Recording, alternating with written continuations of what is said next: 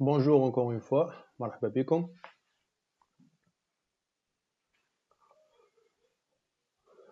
Oui, monsieur, bonjour. Bonjour. Ça va? Bonjour, bonjour. Labas alaikum. صباحي Donc, يلا. bon, je vais commencer par le partage بالعادة.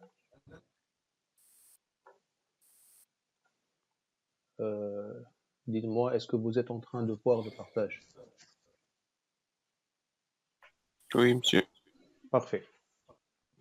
Donc, la dernière fois, on a commencé à découvrir, faire une petite présentation du framework Angular. On a vu en quoi ça consiste exactement, pourquoi faire le choix d'Angular si on va devoir l'utiliser. On a vu l'historique des différentes versions.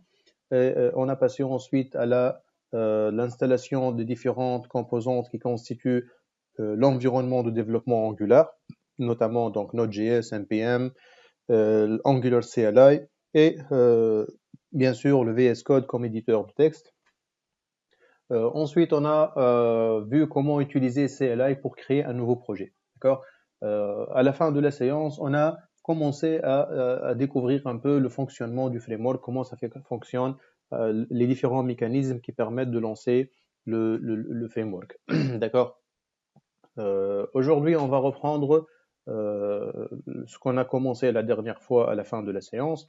C'est comment les mécanismes du framework ça fonctionne, comment ça tourne, pour pouvoir comprendre comment gérer le framework, d'accord? Comment travailler avec le framework. Donc, how it works, how Angular works. Donc, on va voir les principes de base, le TypeScript, pourquoi il est utilisé exactement, et comment Angular fonctionne. Donc, on a dit la dernière fois que chaque application Angular, elle est composée d'un ensemble de components. Donc, les components sont le building blocks, donc c'est la matière première qui constitue une application Angular. D'accord? Si on dit qu'on a une application, ça veut dire que c'est un ensemble de components. On crée des components pour créer une application. Donc, dans une application Angular, tout est un component. Donc, et comme on dit, everything is a component. D'accord? Donc, ces components-là, ils ne sont pas organisés n'importe comment. Ils sont généralement organisés dans des modules. D'accord? Ici, on dit des modules parce que c'est ce qu'on recommande comme manière de procéder, donc comme architecture. Donc, c'est d'organiser dans des modules. D'accord? Ce n'est pas obligatoire, mais c'est ce qui est recommandé. Donc, c'est ce qu'on nous demande de faire, c'est d'organiser l'application dans des modules, et on va voir pourquoi. Donc, il y a bien sûr des raisons derrière ça. Donc, pour finir, donc, une application, c'est un ensemble de components qui doivent être organisés dans des modules. Donc, dans une application, on doit trouver au moins un module racine, un module root. D'accord? Donc, ce module-là, il est appelé par convention app module. D'accord? Donc, app module, c'est le module racine qui existe dans une application dès sa création. Donc, on crée une application par défaut avec le framework Angular qui contient par défaut app module. Donc, c'est le module racine qui va héberger toute l'application. Donc, il est configuré et mis à disposition pour qu'il contienne toute l'application et faire tourner toute l'application. On ne peut pas utiliser une application Angular sans ce module-là. D'accord? Il doit exister au moins ce module racine. Donc, si on souhaite après créer d'autres components, donc on peut les créer dans ce même module-là. Donc, on peut créer une application qui contient un seul module et qui contient plusieurs components, d'accord? Mais de préférence, il est conseillé de grouper les components dans d'autres modules, d'accord? Donc, les groupements qui doivent être faits à la base d'unités fonctionnelles ou bien d'entités fonctionnelles. On prend chaque fonctionnalité, donc, ou bien chaque entité fonctionnelle de l'application, les components relatives à cette entité-là, on les regroupe dans un module à part. D'accord? Donc, ça s'appelle des feature modules. D'accord? Donc, il y a le module root, il y a les feature modules. Ce sont des modules fonctionnels, des modules qui contiennent des fonctionnalités, d'accord? Qui contiennent, bien sûr, des components relatifs à cette fonctionnalité-là. D'accord? Mais principalement, il y a le app module, qui est le module plutôt root, qui doit être obligatoirement exister dans toutes les applications. On peut ne pas faire des feature modules, mais on ne peut pas créer une application sans le app module. D'accord? Donc, la division, bien sûr, dans des modules, elle a des avantages. Par exemple, il y a des modules prédéfinis, d'accord, qui existent avec Angular. Par exemple, le système de routing, donc router, d'accord, d'Angular, c'est un module qui est prédéfini et qui peut être importé et utilisé, d'accord. Donc, bien sûr, chaque module qu'on crée, c'est un module à part qui peut être réutilisé après, d'accord? Donc, les modules, bien sûr, on les reconnaît grâce à leur décorateur ng module. Donc, si on trouve dans une classe ce décorateur-là, ng module, ça veut dire que cette classe, c'est un module Angular, d'accord? Les modules, on a dit qu'ils regroupent des fonctionnalités, d'accord? Donc, ces fonctionnalités, ils peuvent être importés et exportés, d'accord? Ça veut dire quoi? Ça veut dire que dans un module, si on développe un ensemble de fonctionnalités dans un module, ces fonctionnalités-là, ils peuvent être exportées pour être utilisées dans un autre module, d'accord? Donc, on peut exporter les fonctionnalités créées dans ce module dans d'autres modules. Et on peut importer dans ce module-là des fonctionnalités qui sont développées dans un autre module. D'accord? Donc, il y a ici cette notion de modularité qui rend, bien sûr, le code plus souple et plus maniable. Donc, pourquoi on fait ce genre de division en des modules, de regroupement, si on veut dire, des components en des modules? C'est, bien sûr, ça a des avantages. Donc, parmi les avantages qu'on trouve dans ce concept-là, juste, je dois accepter. Donc, parmi les avantages qu'on trouve dans ce concept-là, c'est le principe de division. Donc, si on divise une application complexe en des petites entités, en des modules, qui sont par la suite divisés dans des components, on a plus de facilité à manipuler le code. D'accord? Donc, à chaque fois qu'on utilise un code qui fait une tâche bien précise, c'est plus simple que de faire un code qui fait plusieurs tâches à la fois. D'accord? Donc, le principe de diviser pour régner. Donc, c'est plus facile de diviser une application complexe en des petits modules séparés. D'accord? C'est plus simple lors du développement. C'est plus simple aussi lors du débogage. S'il y a un problème quelque part, on peut cerner le problème facilement. Donc, un problème qui existe dans un module bien précis. D'accord? Et bien sûr, après, dans la maintenance, si on veut faire des modifications bien précises ou bien il y a un bug quelque part, on peut aller directement au module concerné pour le corriger, d'accord? Ou pour le mettre à jour ou bien pour l'améliorer. Donc ici, il y a l'avantage de la division. Il y a aussi l'avantage de la réutilisabilité. Comme on a dit, chaque module ou bien les fonctionnalités dans un module peuvent être exportées et utilisées dans un autre module, d'accord, sans pouvoir réécrire le code tout entier, d'accord. Il y a aussi l'avantage de ce qu'on appelle la technique de lazy loading. Donc, ça consiste à retarder le chargement de certains fichiers ou de certains modules lors du démarrage pour que ça ne soit chargé que lorsqu'ils sont sollicités. Par exemple, si on a une grande application qui n'est pas utilisée, qu'on n'a pas utilisé le principe de module dans cette application-là, toutes les fonctionnalités de la fonction, ils seront chargés au début, donc lors du démarrage de l'application, on va charger tous les fichiers et toutes les fonctionnalités ensemble, même si on ne va pas les utiliser dès le début. Ça va être chargé et ça va attendre jusqu'à ça soit appelé. Mais ça va être chargé quand même. D'accord? Donc, il y a une sorte de charge supplémentaire sur le démarrage de l'application qui peut être qu'on peut éviter, qui peut être évité. Bien sûr, si on divise une application dans des modules, on peut utiliser le principe de lazy loading. Ça veut dire quoi? On dit que ce module-là, ou bien ces modules-là, ils ne vont pas être chargés dès le début. Donc, on va charger l'application, une partie de l'application, et les autres modules, ils vont attendre jusqu'à ce qu'on fait l'appel à ces modules-là. Donc, chaque module, il va être chargé ne va être chargé que lorsqu'il est sollicité, l'utilisateur il clique sur le bouton qui permet de charger le module, ou bien le lien qui permet de charger le module. D'accord?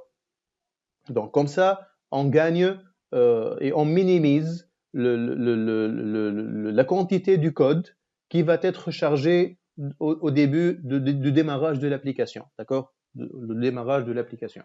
Donc, j'espère que c'est clair. Hein? C'est bon? Oui, monsieur. Parfait. Donc, on a dit qu'il y a au moins un module et il y a aussi au moins un component dans une application. Donc, dans une application, on doit trouver obligatoirement un component racine, un component app component qui va faire la liaison entre les autres components qu'on va créer et le DOM. D'accord? Donc, on sait tous qu'une application, c'est un ensemble de components. D'accord? Donc, ces components-là, ils constituent une hiérarchie de components, d'accord, qui ont une seule racine. La seule racine de cette hiérarchie de components, c'est le component root.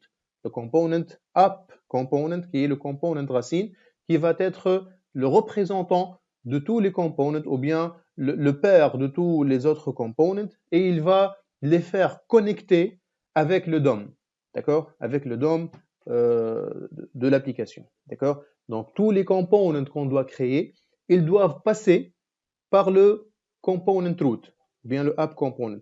Le passage peut être direct ou indirect. Ça veut dire, on peut brancher un component directement dans le root component, d'accord? Comme on peut le brancher directement, c'est-à-dire l'ajouter dans un autre component. Donc, on ajoute un component A dans un component B, et le component B, on l'ajoute dans le app component. Comme ça, A, il va être affiché avec B dans le app component, d'accord?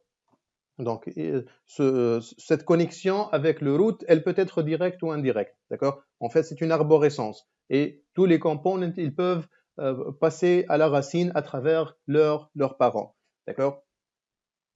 Donc, bien sûr, on a vu l'autre fois que un component, c'est un ensemble de 3 fichiers. Un fichier, une classe TypeScript qui permet de définir le data et le business logic d'un component, c'est-à-dire le comportement qu'il doit être fait, les données qu'il va utiliser, ça va être défini dans le fichier TypeScript, dans la classe TypeScript du component. On a aussi le template HTML, d'accord? Donc, un component, il permet de définir une interface, voilà, ou bien une partie d'interface, une view, d'accord? Donc, c'est pour cela qu'il est obligatoire de trouver un template, d'accord? Un template qui va être qui va permettre de définir l'affichage qui va être fait au niveau de ce component-là.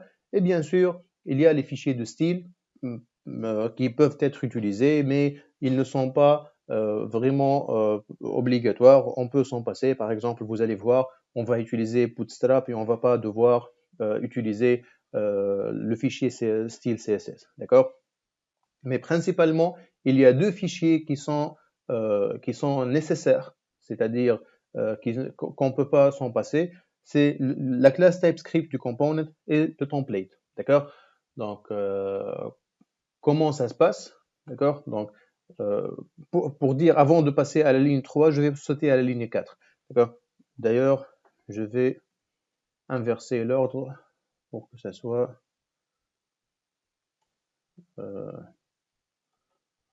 plus cohérent. Je crois que c'est plus cohérent comme ça.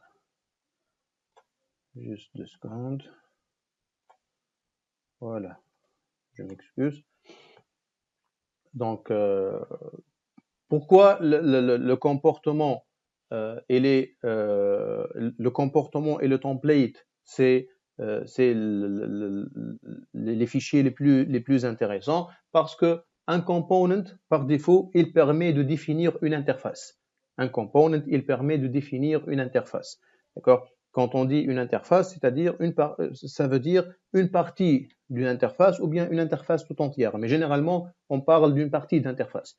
D'accord? Donc, c'est pour cela que le template, il est indispensable. D'accord? Donc, le template qui permet de définir l'interface. Il y a de l'autre côté la classe TypeScript qui permet de définir le comportement de cette interface-là, c'est-à-dire les différentes données qu'il va manipuler, ainsi que la logique métier qu'il va mettre en place.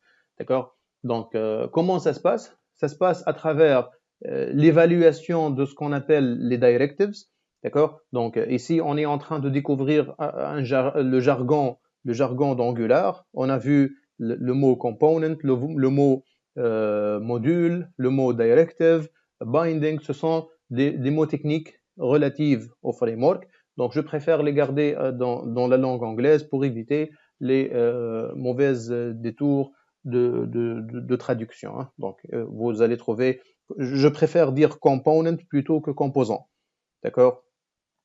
Directive mieux que directive pour que je puisse utiliser le mot directive et le mot composant librement. D'accord? Voilà, donc la définition de l'interface, ça se fait à travers l'évaluation des directives, des directives Angular, d'accord? On va voir ce que c'est les directives et la résolution des bindings, d'accord? Donc, on a la technique ou bien le principe de data binding qui permet de faire la liaison des données entre la classe TypeScript et le template, d'accord? Et les directives qui vont permettre de créer des structures, par exemple, à l'intérieur du template, d'accord?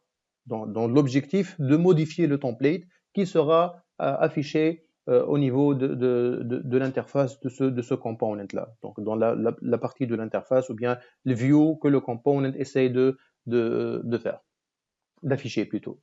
On a dit que le component aussi, le component, il utilise les services, d'accord? Les components utilisent les services.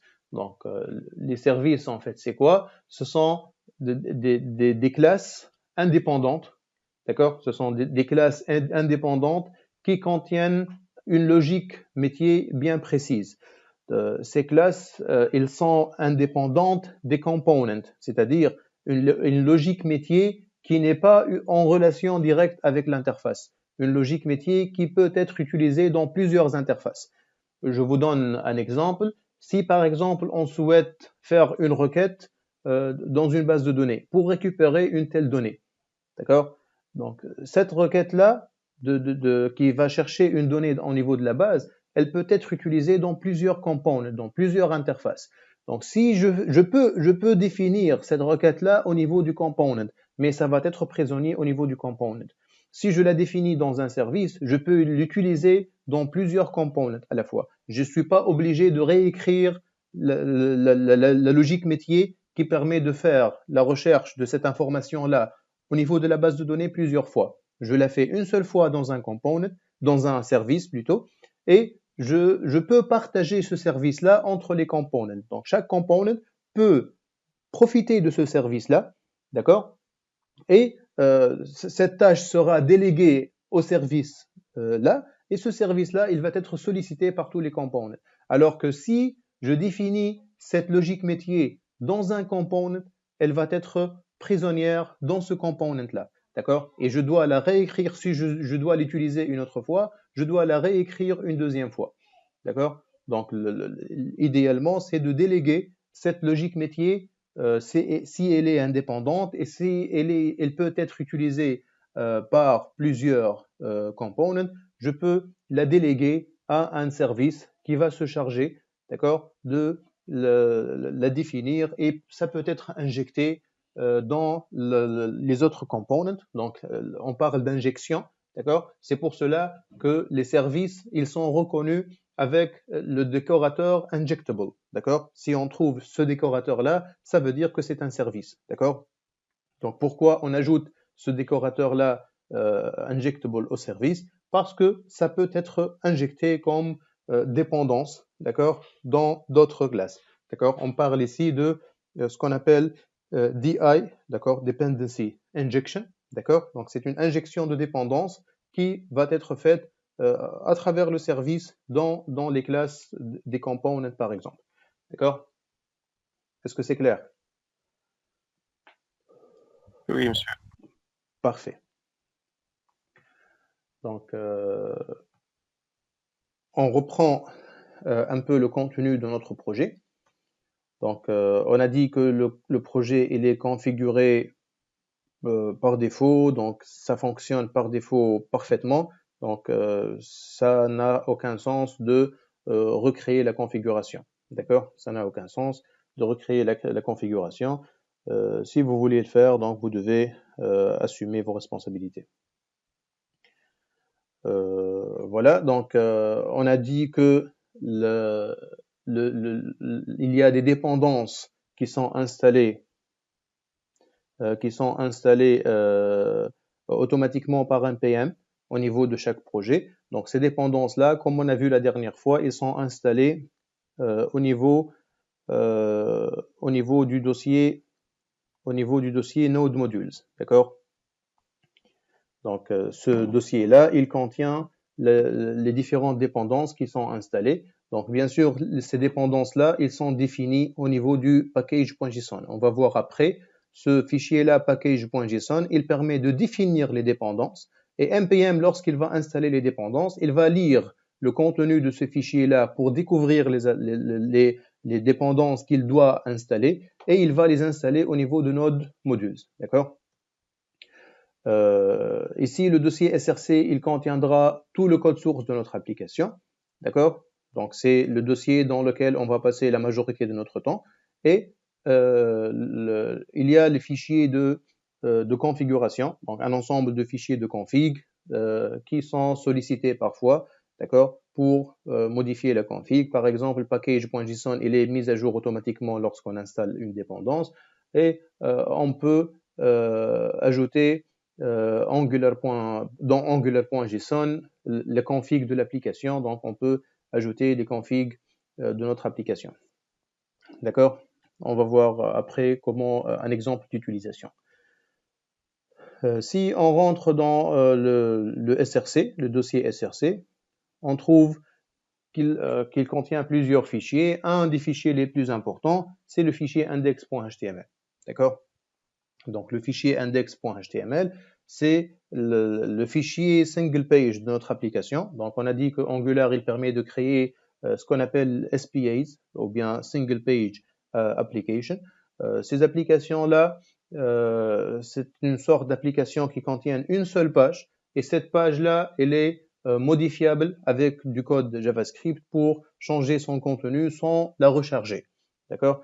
Donc, la page dans laquelle notre application sera hébergée, c'est la page index.html. D'accord? Donc, c'est la seule page HTML qui va être livrée et tout le reste, ça va être une partie de cette page-là. D'accord? Voilà. Donc, on ne peut pas la supprimer, on ne peut pas la modifier. On peut la modifier, bien sûr, mais il faut toujours qu'elle garde un certain code qui doit être obligatoirement existant. On va le voir après. À part l'index.html, on a un dossier qui s'appelle app et qui contient, pardon, ce dossier-là contiendra notre application. Donc, il contient par défaut le module et le component root, d'accord? Il contient par défaut le app module et le app component, donc le module racine et le component racine de l'application, d'accord? Voilà, donc tout ce qu'on va créer après, les modules qu'on va créer et les components qu'on va créer, ils vont être hébergés dans ce dossier-là, d'accord? Ça va être créé dans ce dossier-là et on va les manipuler à l'intérieur de ce dossier-là. Donc, on trouve ici le contenu du module root, le module principal, qui est le app module. on trouve le code du logique métier ou bien business logic du component principal, d'accord? Le template HTML du component root, son style CSS et le fichier spec pour faire les tests si on a des tests, d'accord? Donc, juste, je vous prie de m'excuser pour quelques secondes.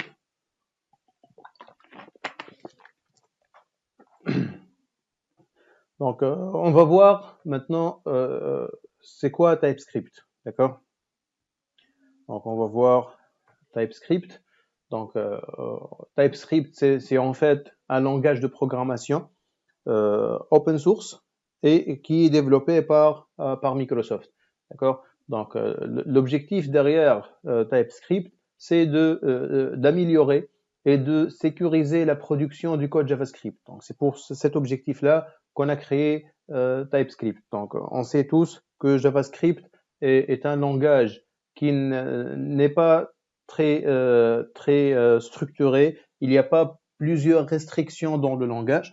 Donc, il y a une certaine souplesse, c'est vrai, mais cette souplesse, elle va nous faire perdre en termes de performance et en termes de sécurité lors du développement. D'accord? C'est pour cela qu'on a créé ce qu'on appelle un superset, un surensemble de JavaScript, un langage en dessus de JavaScript, d'accord, qui va donner plus de fonctionnalités à JavaScript, d'accord, plus de fonctionnalités à JavaScript qui va rendre l'expérience de développement plus sécurisée et plus organisée et elle respecte plus les règles de développement.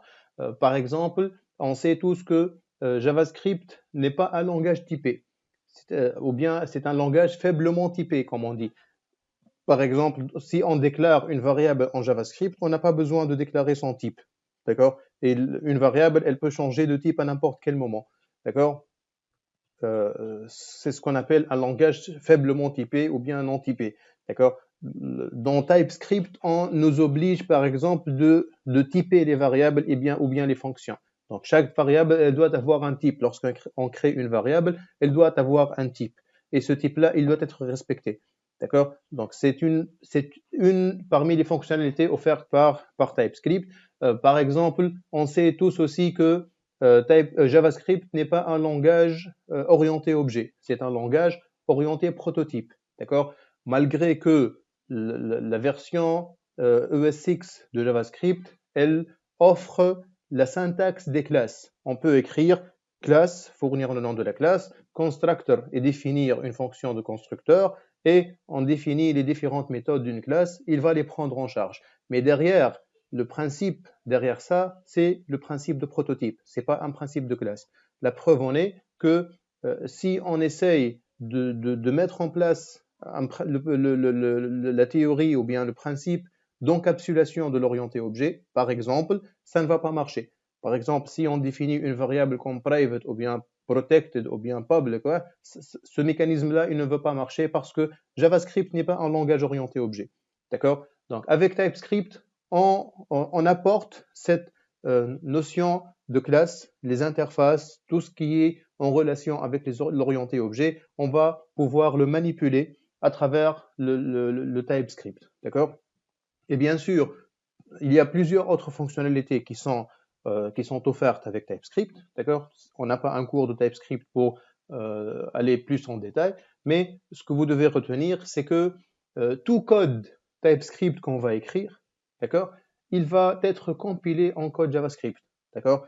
Donc pour la simple raison que le navigateur qui va exécuter l'application après, il ne comprenne pas TypeScript. Il va uniquement pouvoir manipuler JavaScript, d'accord? Donc on écrit en TypeScript et Angular, il va charger de compiler tout ce qu'on va écrire dans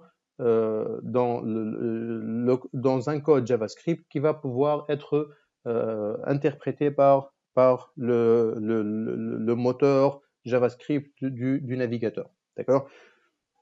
Donc, ceci dit, on peut utiliser tout code JavaScript correct.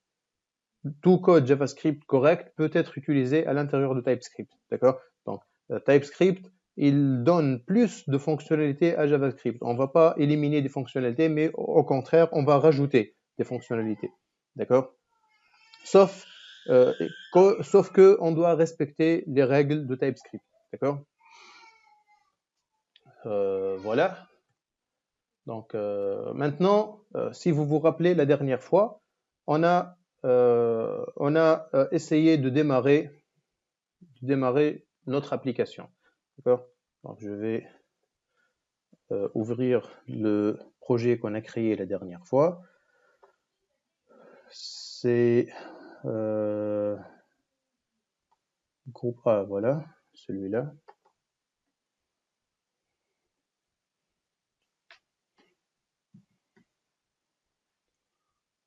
Le groupe A. Donc, je vais ouvrir le terminal intégré dans VS Code pour lancer le serveur. Hein. Donc, ng serve-o. Je vais lancer le serveur de développement interne. Donc, on a vu la dernière fois que cette commande-là, elle permet de lancer un serveur de développement interne, d'accord, dans l'application et qui va permettre de servir l'application en mode développement, d'accord. Ça va servir l'application en mode développement sur une adresse qu'il va nous fournir dans un instant. Donc, ça va être localhost 2.4200.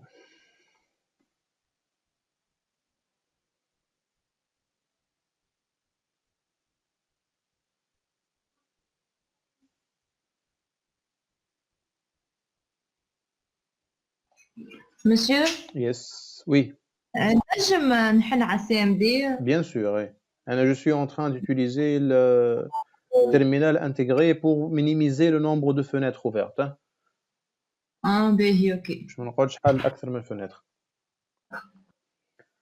Donc, l'application est servie. Juste, je dois lancer, voilà, 4200. Voilà, donc cette application-là, il y a tout un mécanisme derrière pour pouvoir servir la page qu'on est en train de voir. D'accord? Donc la page qu'on est en train de voir, on va voir maintenant qu'est-ce qui s'est passé à l'intérieur du framework pour qu'on arrive à voir ce qu'on vient de voir maintenant. D'accord? Donc voilà. Donc le premier fichier qui sera exécuté, ou bien le premier fichier qui sera sollicité lors du chargement d'une application, c'est le fichier main.ts. D'accord? Donc le fichier main.ts, c'est le premier fichier qui va être exécuté. D'accord? Donc si on ouvre ce fichier-là, on trouve à la ligne 11 qu'il fait appel au module app module. Donc vous vous rappelez que ce module-là, c'est le module racine. Le app module, c'est le module racine de notre application. Ici, on lit que il va faire le bootstrap. Donc ici, tout bootstrap, c'est pas le bootstrap, Twitter bootstrap, le framework. Hein. Donc le verbe to bootstrap, c'est-à-dire amorcer ou bien démarrer, lancer. D'accord? C'est exactement l'explication. Donc, to bootstrap, ça veut dire amorçage, d'accord, ou bien lancement, ou bien démarrage.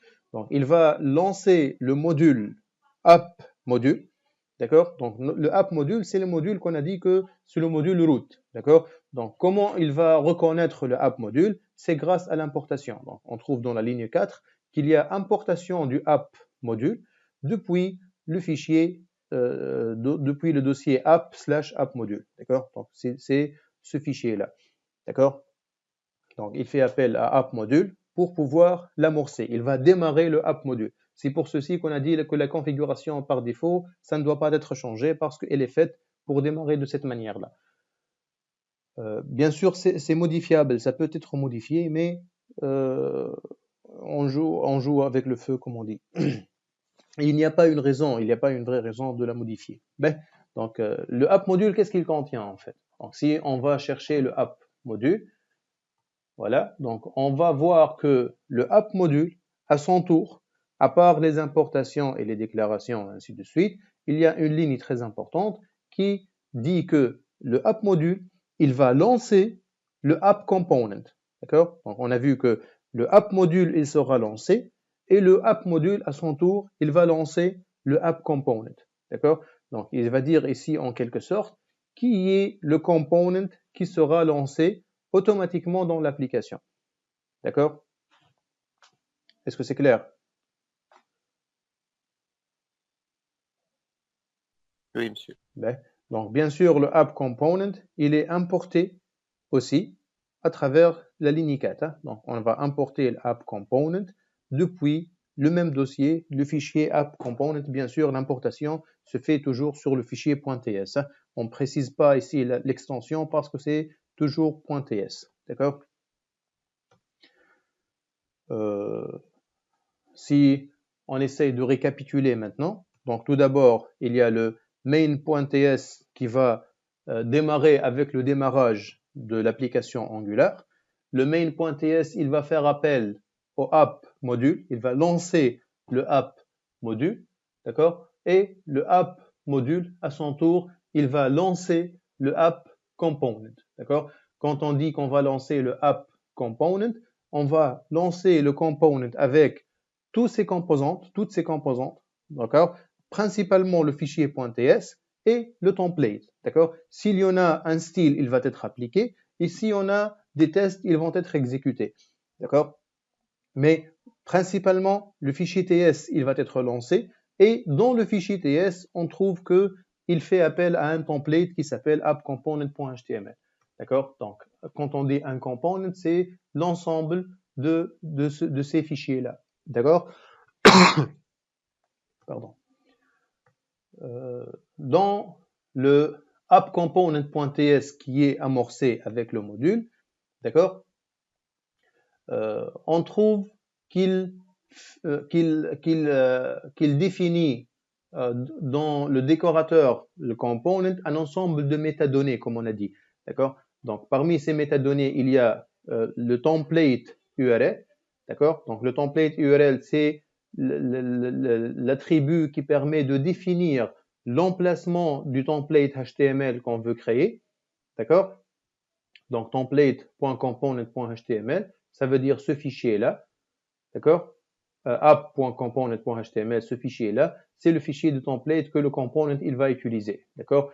Il y a aussi un référencement des différents fichiers de style. Par défaut, il y a ce fichier de style-là. Et il y a le sélecteur qui va être utilisé. Après, je vais vous montrer comment. D'accord? Donc, la définition de ce component, elle va contenir de ce component, elle va contenir le sélecteur, le template, l'URL de template et les URL de CSS. Bien sûr, vous avez vu que il y a ce sélecteur-là qui est le app root. Donc, ce sélecteur-là, il va être utilisé au niveau du fichier index.html. D'accord? Vous vous rappelez du fichier index.html? On a dit que le fichier index.html, c'est le fichier qui va contenir toute l'application. D'accord? Donc, il va contenir toute l'application grâce à cette balise-là. D'accord? Elle est une balise un peu spéciale qui s'appelle app_root. D'accord? D'où est-ce qu'on a sorti cette balise-là? D'accord? Donc, cette balise, c'est la balise du component racine par défaut. Donc, on trouve cette balise-là au niveau du sélecteur de notre component. D'accord? Donc, le sélecteur ici de app_root, il permet de définir la balise qu'on va utiliser pour faire afficher le component. Donc, ici, pour afficher le component root, le component principal, on a utilisé son sélecteur au niveau du fichier index.html. D'accord? Donc, index.html, il va contenir le app_root, qui est la balise ou bien le sélecteur du component root. Donc, c'est pour ceci qu'on a dit tout à l'heure que le component root, c'est le root ou bien la racine de toute l'hierarchie des autres components. Donc, chaque component, il doit passer par le root parce que c'est le seul component qui est affiché au niveau de l'index.html. D'accord? On a dit que ça doit être une liaison directe ou indirecte, d'accord? Ça peut être un component qui est lié directement à app component ou bien qui est lié indirectement à travers un autre component, d'accord? Mais vous savez maintenant pourquoi? Parce que finalement, le app component, c'est le seul component qui va être affiché au niveau de l'index.html. D'accord? Est-ce que c'est clair?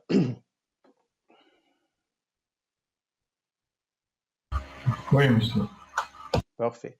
Donc, c'est ce que nous permet d'afficher cette interface-là. Donc, si on va sur localhost 2.4200, on va voir cette interface-là. Et voilà, c'est l'enchaînement qui a été fait en background pour pouvoir afficher cette interface-là. D'accord? Donc, c'est-à-dire l'interface qu'on est en train de voir ici. Donc, cette interface-là, c'est le code. C'est quel code? Qui peut me dire c'est quoi le code qu'on est en train de voir? Ça existe où, le code qu'on est en train de voir? Index. App Dans le app component. component. Exactement. App component. App component.show. HTML. HTML. Exactement. C'est le template qu'on est en train de voir. Donc, si on va vers src app component.html, d'accord, c'est le contenu qu'on est en train de voir. Donc, je vais faire CTRL A, je vais supprimer et je vais ajouter un H1 pour dire que c'est app component.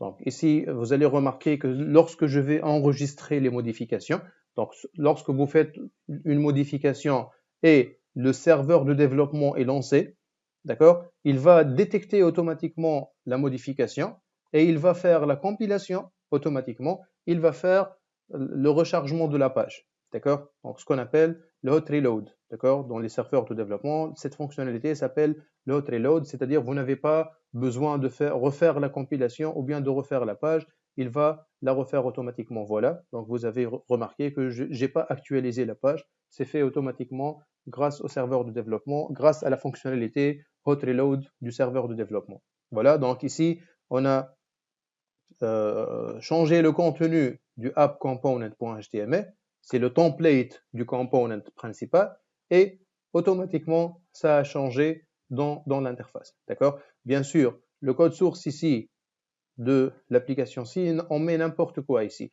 par exemple h1 app component, je vais ajouter un paragraphe avec lorem ipsum, je vais ajouter un deuxième paragraphe, d'accord? Donc vous pouvez remarquer ici que le contenu il va changer, on va pouvoir voir les modifications qu'on a faites, mais vous pouvez remarquer une autre chose, c'est que le code source de l'application, ne change pas. D'accord? Donc tout le contenu qu'on vient de créer, il est injecté à l'intérieur de cette balise-là, qui est la balise du component. D'accord? Est-ce que c'est clair? Le principe est clair? Oui, monsieur. Très bien. Oui, monsieur. Donc le code source, il reste inchangé. Donc c'est le code source du fichier index.html, d'accord? Mais tout le contenu qu'on va créer, il va être injecté grâce à des scripts JavaScript, d'accord? Grâce à des scripts JavaScript. Ben, donc voilà, on a pu modifier le contenu, d'accord? Est-ce que vous avez des questions par hasard?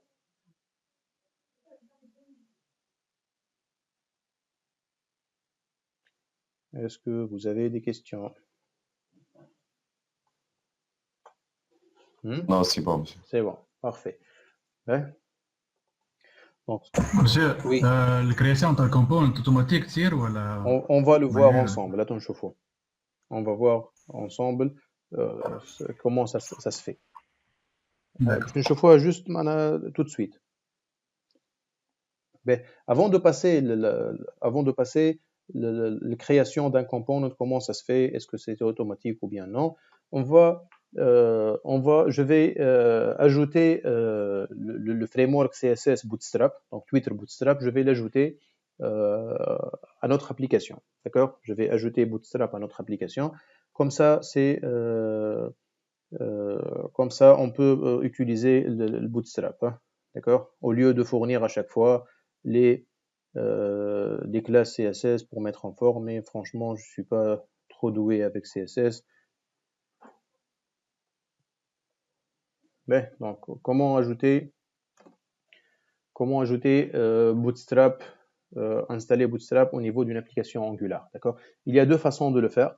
On va utiliser la façon, une des façons, et je vais vous expliquer l'autre. L'autre façon, vous la connaissez tous, mais je vais vous donner une manière d'installer Bootstrap comme une dépendance dans l'application et qui va être compilée et exécutée avec les différents autres fichiers, d'accord? Donc, pour pouvoir installer Bootstrap dans un projet Angular, on va l'installer avec npm, d'accord? Donc, on dit npm install Bootstrap, d'accord? Et comme vous savez, cette instruction-là, elle va rajouter Bootstrap comme dépendance au niveau du fichier package.json et elle va installer le dossier de dépendance dans le dossier node modules comme on a fait pour les autres, comme elle a fait pour les autres dépendances. D'accord? Donc, une fois l'installation est terminée, d'accord? Qu'est-ce qu'on va faire? On doit configurer l'application pour qu'elle prenne en charge le Bootstrap, d'accord? Donc, comment ça se passe? On va aller dans le fichier angular.json, d'accord? Donc, le fichier angular.json, on va dans le tableau qui permet de définir les styles, qui contient déjà un fichier de style par défaut, d'accord? Et on va devoir rajouter une autre ligne qui dit que on va utiliser aussi le fichier CSS de Bootstrap, d'accord? Pour qu'il soit pris en charge par l'application, d'accord? Donc, on sait tous que Bootstrap, il utilise jQuery, il utilise d'autres dépendances, d'accord, comme jQuery et Popper.js, d'accord. Donc, ce sont les dépendances de Bootstrap. Donc, on va devoir les installer aussi pour que Bootstrap il arrive à fonctionner convenablement. Donc, pour installer jQuery et Popper.js localement aussi dans le projet, on va devoir lancer la même commande avec npm install et on fournit le nom de la dépendance qu'on souhaite installer. D'accord? Bien sûr, la commande npm install jQuery et Popper.js, elle va modifier le fichier package.json, d'accord? C'est le fichier qui permet de définir les dépendances et il va installer la dépendance au niveau du dossier node modules, d'accord? Donc le dossier node modules, on a dit que c'est le dossier qui contient la liste des dépendances, d'accord? Donc une fois l'installation terminée, on va devoir changer aussi au niveau, tout d'abord avant de passer au changement, on peut installer les trois dépendances dans une seule ligne de code, dans une seule commande plutôt, npm install, et on fournit la liste des dépendances qu'on souhaite installer pour éviter de retaper la même commande 3 fois. Donc ça va créer un dossier pour chaque dépendance dans le node modules comme d'habitude. Donc une fois l'installation est terminée, on peut modifier le tableau de script qui existe dans le même fichier, c'est-à-dire angular.json. On va rajouter ces trois lignes-là, d'accord? Voilà. Je vais faire les manips qu'on était en train de voir ici. Donc ici, je vous donne les bonnes pratiques pour pouvoir manipuler travailler avec Angular. Parmi les bonnes pratiques, c'est qu'on doit avoir toujours deux terminals. Un terminal dans lequel on lance le serveur et on le garde ouvert pour toujours, c'est pas pour toujours, mais durant la période de développement, hein. Donc on lance un terminal dans lequel on lance le serveur ngserve.o et on le laisse comme ça pour qu'à chaque fois qu'il y ait une modification, il fait la compilation et la recharge au niveau de l'application. Et on lance un autre terminal, d'accord? On va avoir deux. Le deuxième dans lequel on va utiliser les différentes commandes, d'accord? Voilà, ici, vous pouvez bien sûr utiliser le terminal intégré comme je fais maintenant, ou bien vous pouvez ouvrir un terminal indépendant, l'application terminal que vous avez sur votre machine, d'accord? Donc, je vais faire npm install bootstrap.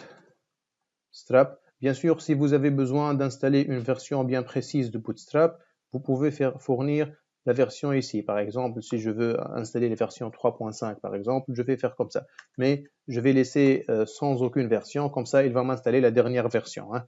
Donc, npm install bootstrap, jQuery et popper.js. Voilà, donc normalement, ça ne doit pas être lent.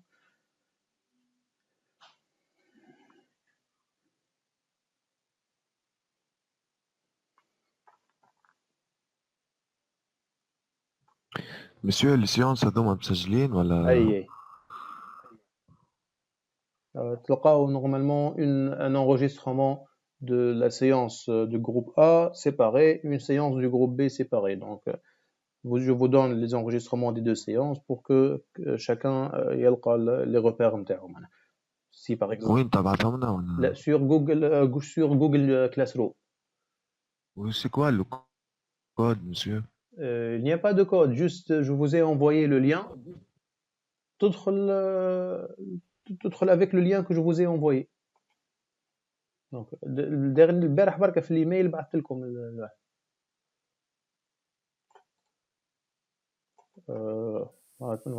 juste 2 secondes. Ici on va voir, on a vu que c'est bon, l'installation est terminée. Il nous a dit que il a ajouté les 3 packages, donc added 3 packages, donc jQuery, Bootstrap et Popper.js. D'accord, ils sont ajoutés. On peut voir ici que le package.json, on a oublié de le voir avant, mais si vous l'ouvrez avant de lancer la commande, ces 3 lignes-là, vous n'allez pas les trouver. Donc, juste après avoir lancé la commande, il va rajouter ces 3 lignes-là comme dépendance, d'accord, du projet, d'accord. Et bien sûr, il va l'installer au niveau du node modules, d'accord. Donc, si on ouvre node modules, il y a plusieurs dépendances, parmi lesquelles on trouve Bootstrap, jQuery,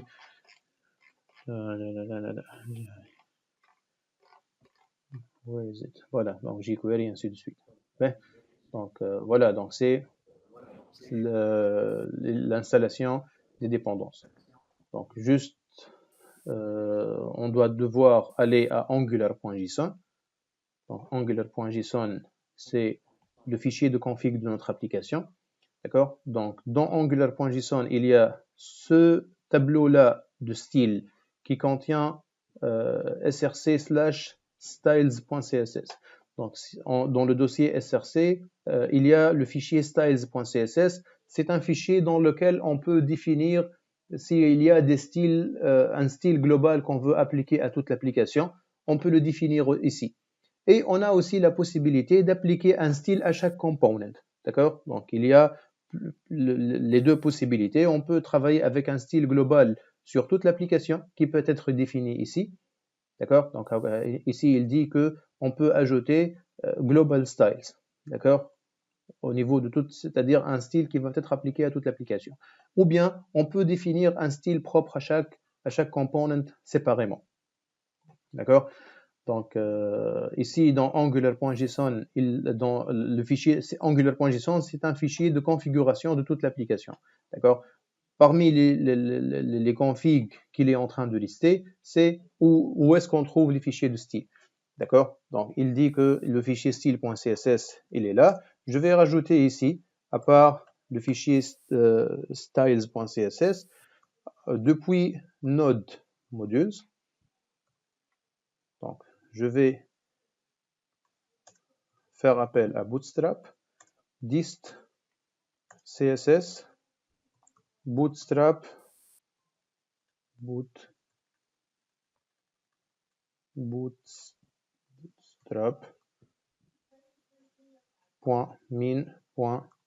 CSS. D'accord? Voilà, donc comme ça, la dépendance CSS de Bootstrap est rajoutée. Hein. Donc on sait tous aussi que si on va sur getbootstrap.com, donc juste à titre d'info, que à part le référencement du fichier min, bootstrap.min.css, on doit référencer les fichiers GS parce que plusieurs components Bootstrap utilisent des scripts GS. Hein. Donc ici, on peut utiliser ici juste uniquement jQuery et Bootstrap, mais si vous voulez utiliser la totalité de la solution Bootstrap, vous devez référencer jQuery, Popper et Bootstrap. D'accord? Donc c'est ce que je vais faire maintenant. Donc ici, je vais dire node underscore plutôt.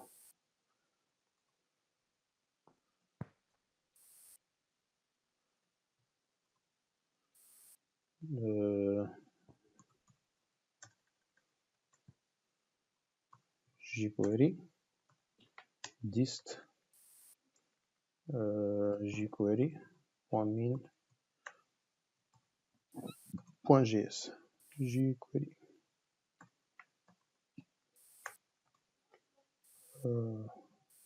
popper.js /dist /umd popper.min.js et finalement C'est في style ولا في script?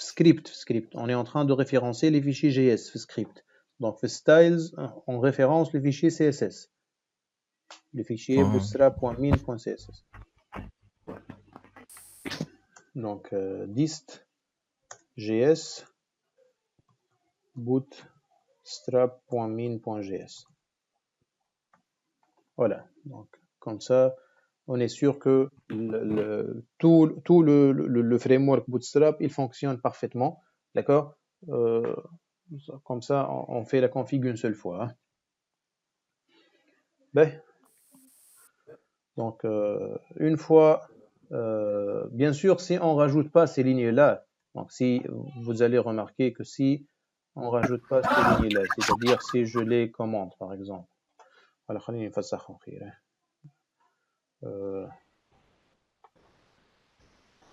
si je les commente, par exemple, et je vais tout d'abord, bien sûr, si je ne vais pas les commenter, mais je vais les laisser au cas où.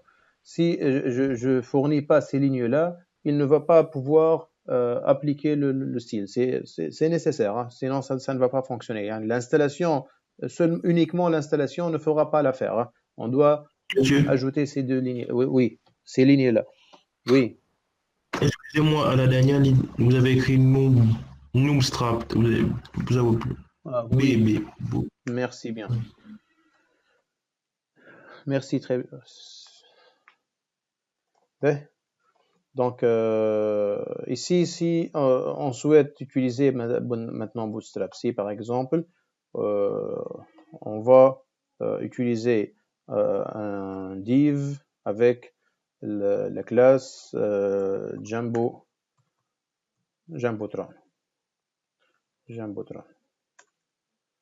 dans lequel on va mettre h1, c'est le app component. D'accord? Bien sûr, si ça va recharger, il ne va pas mettre en forme le projet avec Bootstrap. Donc, en fait, pourquoi? Parce que, qu'est-ce qu'on a fait ici? On a fait la modification du fichier angular.json. C'est le fichier de config. D'accord? Lorsqu'on a lancé le serveur au début, lorsqu'on a lancé le serveur avec ngserve-o, le serveur a utilisé la configuration qui existait déjà. Donc, c'est-à-dire la modification qu'on venait de faire, il ne l'a pas pris en considération parce que le serveur, il tourne déjà avec la configuration, la première configuration. Donc, pour qu'il puisse prendre en charge la nouvelle configuration, on va devoir arrêter le serveur. Donc, normalement, CTRL-C, je ne sais pas, ça bug, donc je vais supprimer tout le terminal. Je vais relancer un nouveau terminal et je vais dire ng serve.o. Donc, je relance le serveur de nouveau pour qu'il puisse prendre en charge les modifications au niveau du fichier angular.json, le fichier de config de notre application. Donc, il va devoir recompiler tout. Et on doit attendre à voir la modification ici. Hein.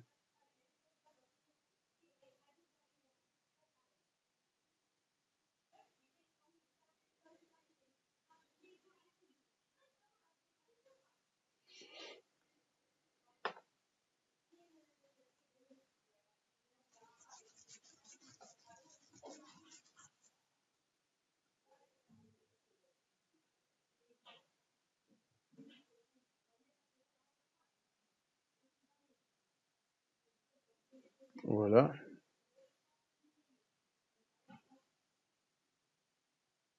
Et voilà. Donc, comme ça, on voit que le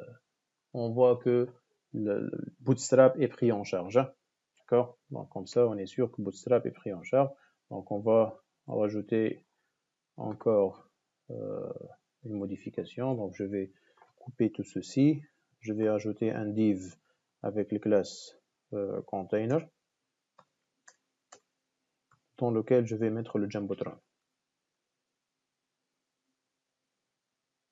Et voilà. Bon, c'est bon. Ça marche. Bootstrap est opérationnel. Hein. C'est bon? Est-ce que ça marche? Oui. Oui. Donc, par rapport à la remarque de votre camarade tout à l'heure, je vous ai envoyé toujours depuis le début de semestre un lien sur Google Classroom. D'accord? Donc, sur ce lien-là, vous avez toutes les ressources de notre projet. Donc, tout d'abord, il y a le lien Meet qu'on est en train d'utiliser. D'accord? Donc, si vous allez ici, vous cliquez sur le lien Meet avant la séance, vous serez redirigé automatiquement vers la réunion qu'on est en train de faire.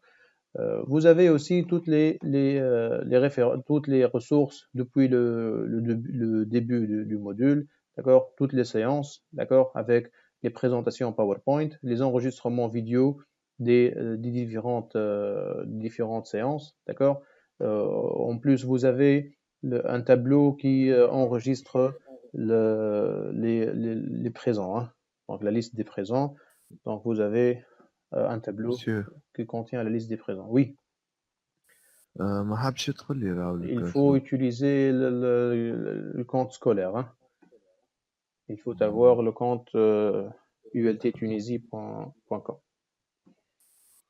D'accord. Ouais. Voilà. Donc, je vous conseille de vous inscrire ici parce que il y a toutes les ressources. Il y a aussi surtout les publications des deadlines. Hein. Donc, les publications des deadlines, ça va être affiché ici en détail. Hein. Donc, aujourd'hui, on va annoncer un nouveau deadline pour la prochaine semaine. Donc, ça va être annoncé ici dans ce groupe-là. Voilà. Donc, vous êtes uniquement 31 personnes inscrites. D'accord? Ceux qui n'ont pas fait l'inscription, il est temps. Donc, je vous ai aussi partagé un fichier qui contient la liste des groupes. D'accord? Ici, Teams and Projects, la liste des groupes et chaque groupe son projet. D'accord? Avec le lien Trello qu'il a créé. D'accord? Donc, juste pour que ça soit, presque un tableau de bord qui contiendrait tout l'avancement sur les projets. Donc, ça va inclure le respect des deadlines et ainsi de suite. D'accord? Tout ça va être sur ce fichier-là. C'est un fichier Google Sheet qui est partagé avec vous. Et vous pouvez voir presque tout l'avancement sur le module. Voilà. On reprend. Donc, on a installé Bootstrap comme dépendance. Donc l'autre façon de faire, c'est de copier les liens CDN comme ici. Hein. Donc je viens ici, je copie le lien CDN et je vais sur index.html et je colle le lien CDN directement. D'accord? On peut utiliser cette technique-là. Hein. Mais la différence, c'est quoi? C'est que ce lien-là, ça va être un lien externe à l'application tout au long de l'utilisation de l'application. D'accord? Par contre, la première façon qu'on a faite avec l'installation avec NPM, Bootstrap, ça va être une dépendance à l'intérieur de l'application. Donc, ça va être compilé après si on va faire la compilation et le déploiement de l'application. Bootstrap, il va faire partie de l'application. Donc, ça va être intégré avec l'application et ça va être compilé avec l'application. D'accord?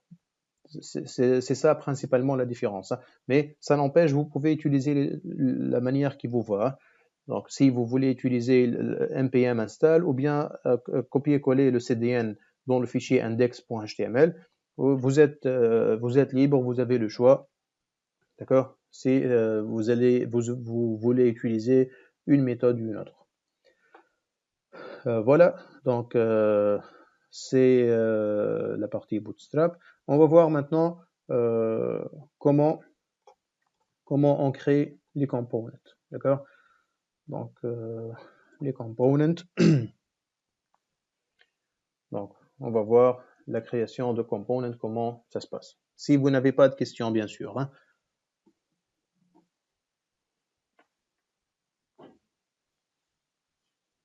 Allô, allô? Est-ce que vous avez des questions? Oui, Est-ce que vous avez des questions? non, ça va. Non, ça va. Ça va, monsieur, ça va. Ben, parfait.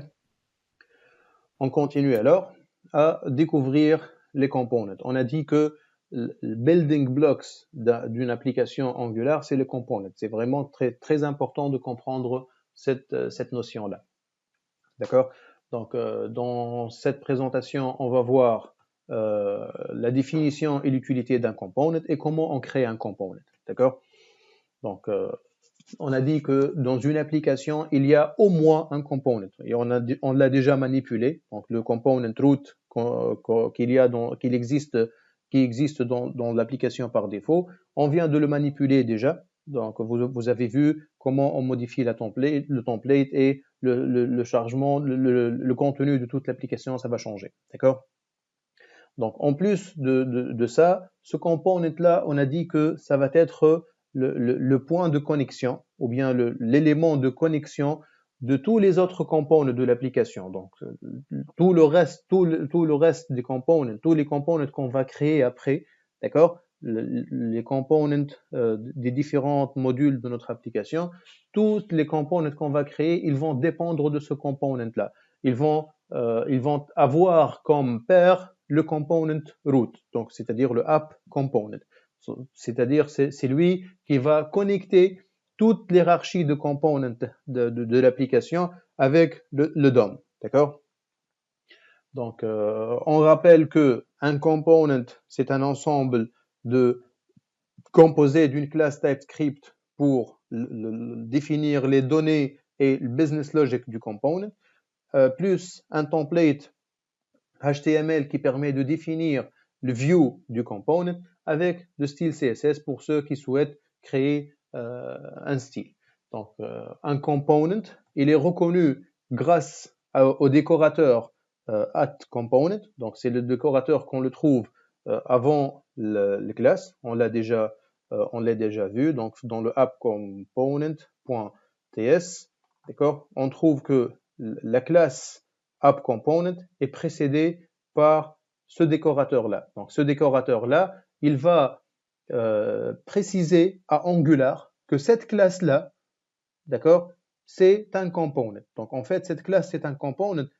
C'est pas parce que elle s'appelle appComponent, mais c'est parce qu'elle est précédée par ce décorateur-là. Donc, c'est grâce à ce décorateur-là que Angular, il va savoir que cette classe, c'est un component. D'accord? Donc, ce décorateur, il permet, comme on a dit, de définir un ensemble de métadonnées qui permettent de donner une explication ou bien de fournir les différents paramètres de ce component. D'accord? À part, bien sûr, le contenu, l'ensemble des données et des scripts qu'il va contenir. Hein. Donc, ce sont les métadonnées du component, c'est-à-dire ce component, comment on va pouvoir l'utiliser. D'accord?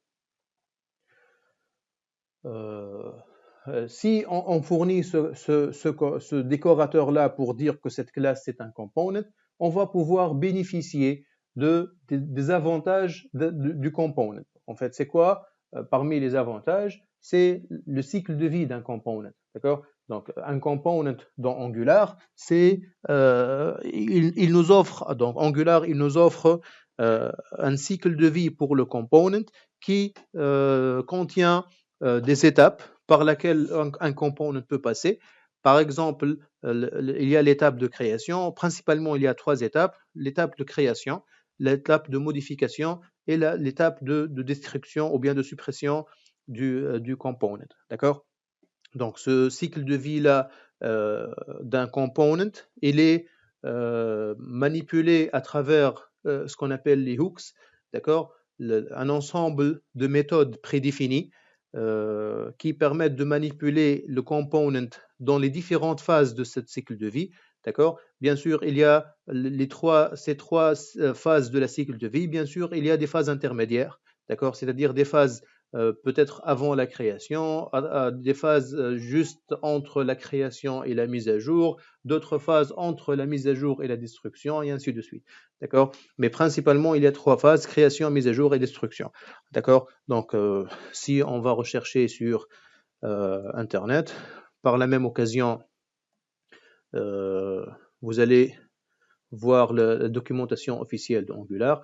Donc, Angular Component Lifecycle.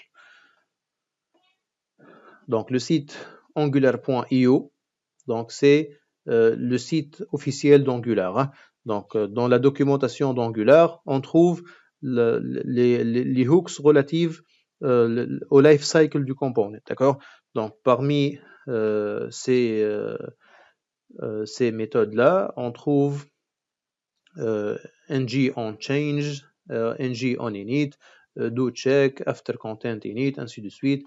Donc, ng on destroy. Donc, ce sont des méthodes qui permettent de gérer le component dans les différentes phases de son cycle de vie. D'accord? Donc, surtout, le ng on init, il est très utilisé. D'accord? Lors de la création du component, c'est-à-dire chaque component, il va être, pour qu'il soit utilisé, il doit être au moins créé. D'accord? Donc, on va au moins utiliser cette méthode-là. D'accord? ng on init. D'accord? C'est une méthode, des méthodes disponibles avec le cycle de vie d'un component Angular. D'accord? Un component aussi, ça contient un template, d'accord? Donc ici, le cycle de vie, il est géré au niveau de la classe TypeScript, d'accord? Et il y a aussi le template, d'accord? Le template du component qui va avoir une syntaxe bien précise, d'accord? Cette syntaxe-là, elle contient plusieurs techniques. Donc parmi les techniques les plus importantes. Donc, principalement, il y a 3 techniques. La technique de data binding, la technique de directives et celle des pipes. D'accord? Donc, le data binding, c'est-à-dire la liaison de données, comment on cherche les données dans la classe TypeScript et comment on envoie des données dans la classe TypeScript. Donc, data binding, elle contient principalement 4 techniques qui sont l'interpolation, donc string interpolation, le property binding, l'event binding et le model, ce qu'on appelle two-way binding. D'accord? Donc, string interpolation, bien sûr, on va voir les syntaxes de chacune de ces techniques-là. Hein? Donc, string interpolation, property binding, event binding and two-way binding. D'accord? À part data binding, il y a les directives. Donc, principalement, on va voir structural directives. Donc, les directives, il y a 3 types de directives. Principalement, on va voir structural directives qui sont les boucles for et les structures conditionnelles if. D'accord? Donc, ce sont les 2 principales directives structurées, d'accord. Il y a aussi le ng switch et bien sûr bien d'autres directives. Il y a aussi les pipes.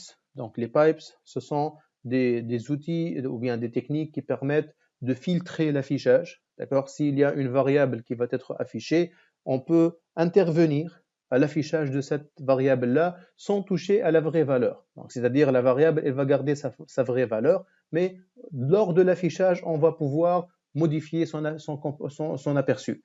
D'accord? On peut faire ceci sur les dates, par exemple. Si on a une variable de type date et on souhaite l'afficher dans un tel format, d'accord? On peut le faire au niveau de l'interface, au niveau du template. D'accord? La variable, elle garde sa valeur. Peut-être qu'elle est utilisée par d'autres parties du code. D'accord? Mais dans cette partie du code, je peux modifier son apparence. D'accord? Grâce à ce qu'on appelle les pipes. D'accord? On peut le faire, par exemple, sur les dates, sur les devises. D'accord? Et en plus de ça, on peut créer nos propres pipes. Hein. Il nous donne la possibilité de créer nos propres pipes. On peut créer aussi nos propres directives. Hein. D'accord? Donc, c'est faisable, je crois. Si vous n'avez pas de questions, on va passer à comment diviser une application en des components. D'accord? Comment diviser une application en des components. Donc, ici, le principe est simple. Vous avez... Monsieur, oui. Monsieur, juste question. معناها par exemple كي apparemment باش نفضيل باش تصيرها توا كي نبدا نخدم مثلا في الابليكاسيون نتاعي كيف نعرف شنو اللي يستحق نعمل له كومباوند وحده وشنو اللي لا. On va voir ça petit à petit. Je souhaite retarder un peu cette explication-là à la semaine prochaine pour vous montrer la notion de module.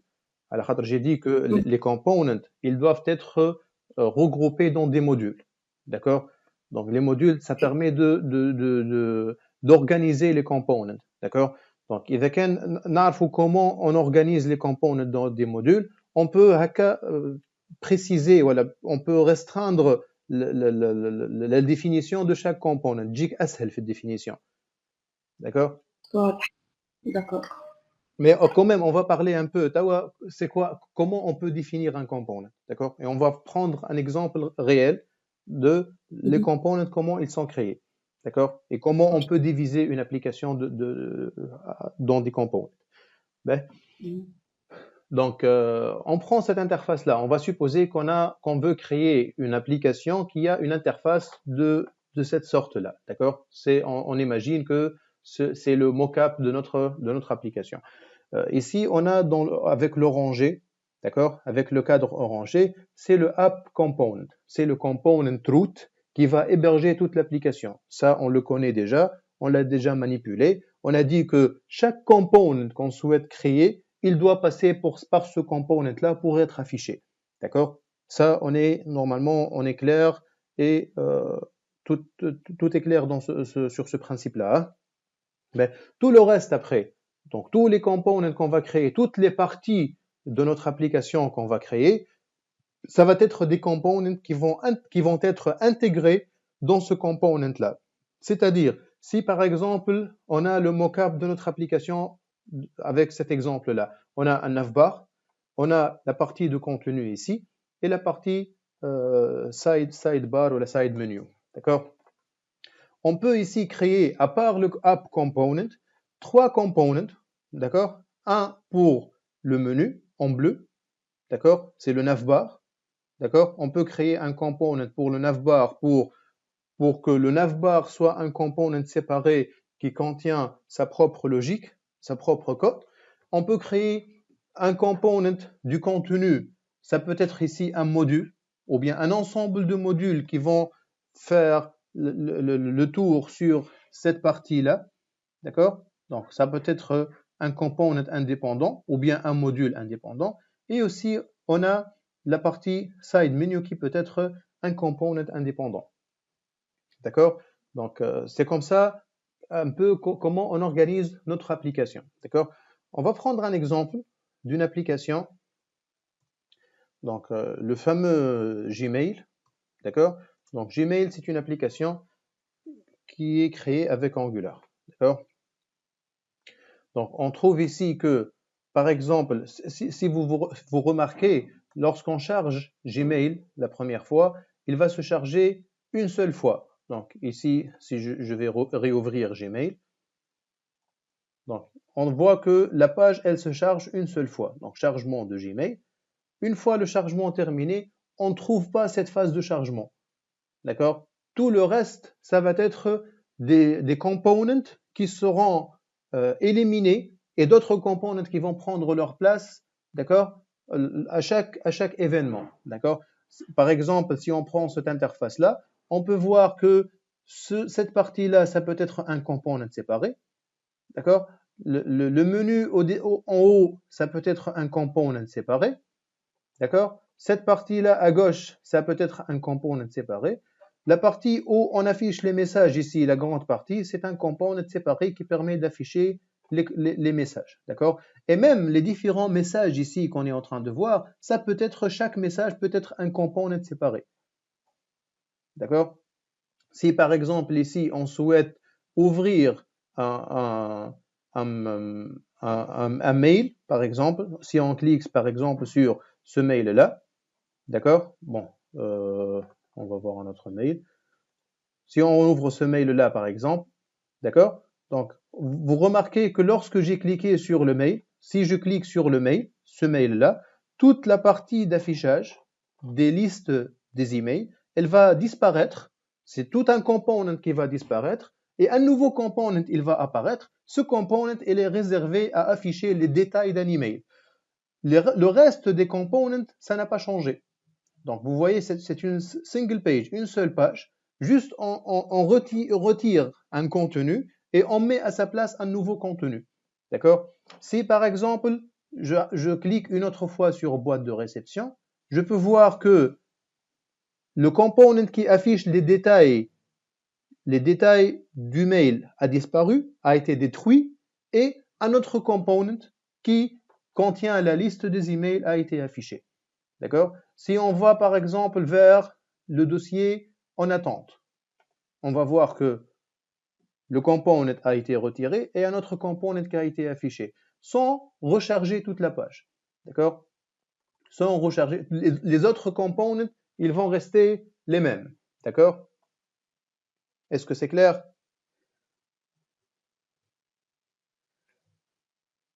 Oui, Oui. Ben, donc, mademoiselle qui a demandé tout à l'heure par rapport à comment diviser une application en des components, est-ce que c'est un peu clair par rapport à tout à l'heure ou non? وي وي سافا مسيو عندي عليه فكره ديجا اما جيست من بعد معناها اللي نقصد عليه اللي تاب من بعد كي نبدا نخدم في الابليكاسيون تاعي بارفوا معناها نعمل نحس برشا دي كومبونون فهمت Il y a pas de problème. Non, il y a pas de problème. تعمل des components autant que tu veux. ما يرزنش معناتها Là, الابليكاسيون moi justement, enfin, il y a la notion de modularité. Si tu te rappelles, tout à l'heure, j'ai parlé des avantages de modules. Pourquoi on regroupe les components dans des modules? Donc, lorsqu'on regroupe des components dans des modules, on peut profiter de l'avantage de ce qu'on appelle lazy loading. Donc, je peux retarder l'utilisation d'un module. Donc, je dis que ce module-là, il ne va pas être chargé que lorsqu'il sera sollicité, que lorsque l'utilisateur y clique sur le lien suivant. D'accord? Donc, comme ça, le temps de chargement de l'application et les fichiers qui vont charger ils vont être minimisés, ça va être optimisé. Ouais. D'accord? Okay. Donc, c'est pour cela que si tu vas faire plusieurs components sans utiliser la notion de module, ça va ralentir l'application. Voilà, ça va ralentir. Mais il faut profiter des avantages de modules. D'accord? Il faut regrouper l'application dans des modules. Chaque module, il va contenir un ensemble de fonctionnalités. D'accord? Chaque module, il aura son propre système de routing. D'accord? Il y a... Monsieur, كي تحكي تقول موديل تقصد بها كأنها معناها كأنها كلاس c'est pas une classe, mais une partie, par exemple, نعطيك un exemple. Tu vois, par exemple, users. Lorsque je clique sur users, qu'est-ce que je suis supposé afficher? Je suis supposé afficher, par exemple, la liste des users. C'est ça ou non? Oui. Par exemple, un lien qui permet d'ouvrir un formulaire, d'ajouter un user. Donc, un lien qui permet de modifier un user. C'est ça ou non? Donc, tu vois, toutes ces fonctionnalités-là relatives au user, on peut les regrouper dans un module. Ce module-là peut être séparé, d'accord? Et il ne va pas être chargé que lorsque l'utilisateur il va cliquer sur user. C'est ça l'avantage en fait. Oui, d'accord. Mais si par exemple tous les components de création, de modification, d'affichage des users, on les met dans le même module, qui est le module root, ça va être chargé au début de l'application avec les autres modules. D'accord? Donc, mais si on crée un module à part, on peut dire à l'application Angular que ce module-là, il va être chargé après. Tu ne vas pas le charger maintenant, tu vas le garder en background. Et lorsque l'utilisateur il va cliquer sur le bouton, tu vas charger les fichiers et les components de ce module-là. D'accord? C'est ce qu'on appelle dans Angular lazy loading. Lazy loading, c'est-à-dire un affichage retardé si on veut. D'accord? Un chargement retardé pour les différents modules qui ne vont pas être utilisés à première vue de l'application. D'accord? D'accord. Ben, donc, est-ce que c'est clair la notion de component? Un peu. On va voir de toute façon, on va voir ensemble comment organiser ou bien comment faire l'agencement des différentes fonctionnalités dans des components. Hein. On va le voir petit à petit, Inch'Allah, ensemble. Donc, pour résumer un peu, donc le component, il contient principalement un template. Ce sont les trois choses les plus importantes dans un component. Il y a le template, le view HTML qu'on va voir, d'accord, qui est hébergé dans le fichier appcomponent.html. Et de l'autre côté, il y a la classe TypeScript qui contient le business logic et le data du component, d'accord, avec un ensemble de métadonnées, bien sûr, des informations sur la classe, d'accord. Tous ces codes-là, on les trouve dans le fichier appcomponent.ts, d'accord. Donc, ce sont l'ensemble de constituants qui permettent d'utiliser le component. Hein. Donc, on ne peut pas utiliser le component. On peut s'en passer des fichiers TypeScript, des fichiers plutôt CSS, pardon. Donc, on peut s'en passer du fichier CSS, on peut s'en passer du fichier spec du test, mais le fichier TypeScript, le template et les métadonnées, ils sont nécessaires pour faire fonctionner le component. D'accord? Comment créer un component? D'accord? On peut créer le component manuellement dans l'application, mais puisqu'on a un CLI, on va utiliser CLI. Donc, avec le CLI, c'est tout simplement une commande qu'on va lancer. Ça consiste à dire ng generate component. Donc, ng pour dire que c'est le CLI Angular. Generate, ça permet de générer. Ça permet de générer quoi? Ça permet de générer un component. On va voir après qu'on peut générer un module, on peut générer un service, on peut générer plusieurs autres choses. D'accord? On va commencer par la génération d'un component. Donc, ici, on fournit le nom du component. Donc, le component qu'on souhaite générer, ça s'appelle servers. D'accord? Donc, cette commande-là, elle a un alias. C'est plus rapide et c'est plus raccourci. On peut écrire, au lieu de generate, juste la lettre G. Et au lieu de component, juste la lettre C. D'accord? NGJC, ça veut dire generate component. Et on fournit, bien sûr, le nom du component. D'accord? Donc, l'exécution de cette commande, qu'est-ce qu'elle va faire? Elle va créer un dossier qui s'appelle servers, puisque le nom du component s'appelle servers. Et dans ce dossier, d'accord, elle va ajouter les fichiers du component. D'accord? Donc, elle va rajouter les fichiers du component, le fichier .ts, .spec, .html et .css. D'accord? C'est ce que cette commande elle va faire. À part la création du dossier et l'ajout des fichiers dans le dossier, elle va référencer le component qu'on vient de créer comme dépendance dans le module pour que ça soit visible au niveau du module. D'accord? Si on ouvre le fichier server component.ts, on trouve qu'il définit automatiquement les métadonnées, d'accord? Il définit automatiquement les métadonnées du component, d'accord? Et il va sur le app.module.ts et il va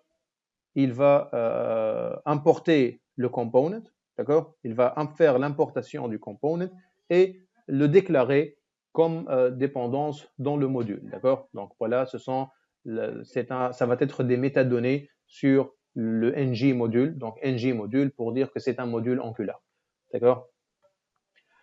Voilà. Donc au niveau de notre template, on va trouver ce simple code-là, donc pour dire que c'est un component, d'accord? Donc et ensuite, bien sûr, on va pouvoir le changer, hein? Donc ce code-là, il peut être affiché dans un autre component. Comment?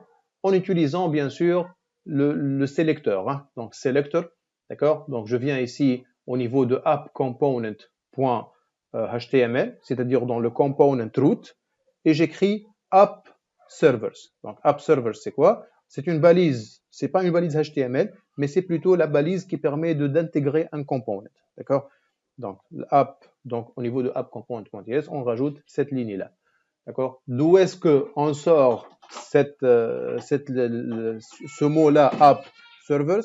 Donc on le sort depuis le selector, d'accord? Donc le selector de notre component, d'accord? Est-ce que c'est clair?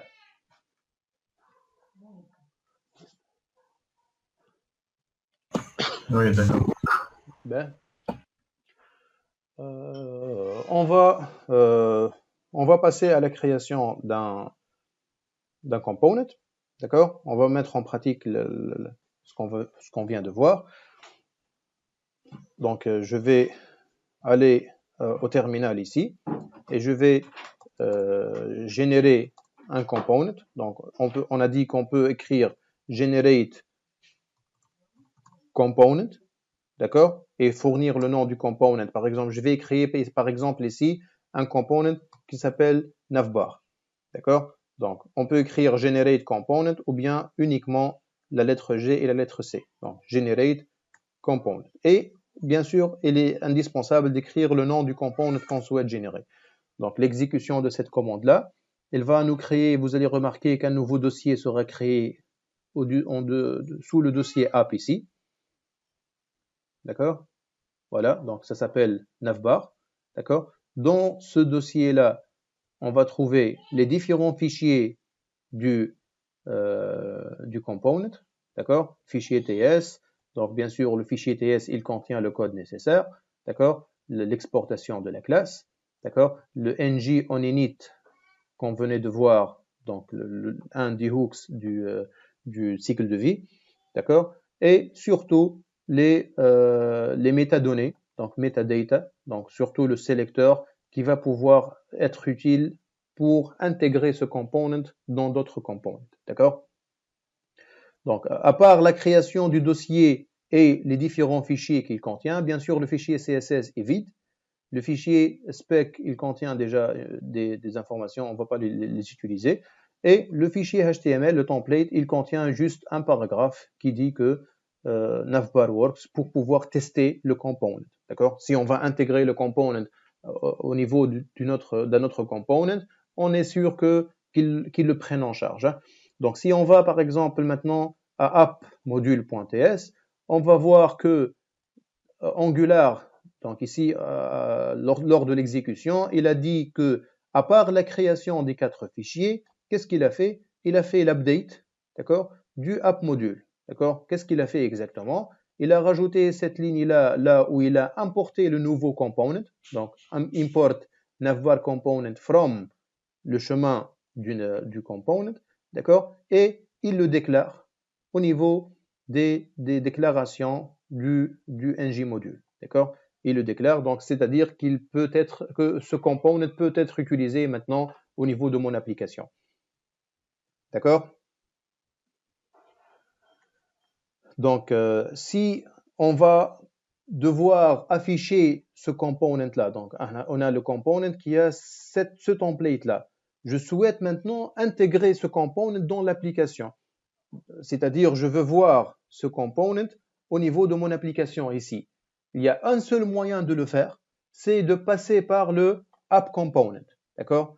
Donc, comment on fait? Donc, on prend le sélecteur de ce component-là, d'accord, qui est app navbar. D'accord? Bien sûr, on peut le modifier.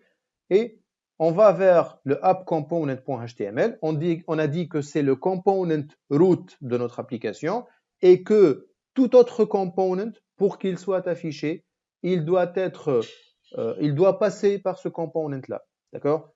Donc, il doit être un fils à ce component-là. On va venir ici et créer une balise avec le nom du sélecteur du component. Donc, app navbar. Donc, bien sûr, le serveur et le développement est fonctionnel déjà. Si je vais enregistrer, il va faire la compilation automatiquement. Il va refaire le rechargement. Il me dit ici que navbar works. D'accord? Donc, comme ça, je suis certain que mon component est fonctionnel et est intégré correctement au niveau de mon application. Donc, ce que je vais faire maintenant, c'est que je vais fournir le contenu du template de mon component. D'accord? C'est bon jusqu'ici?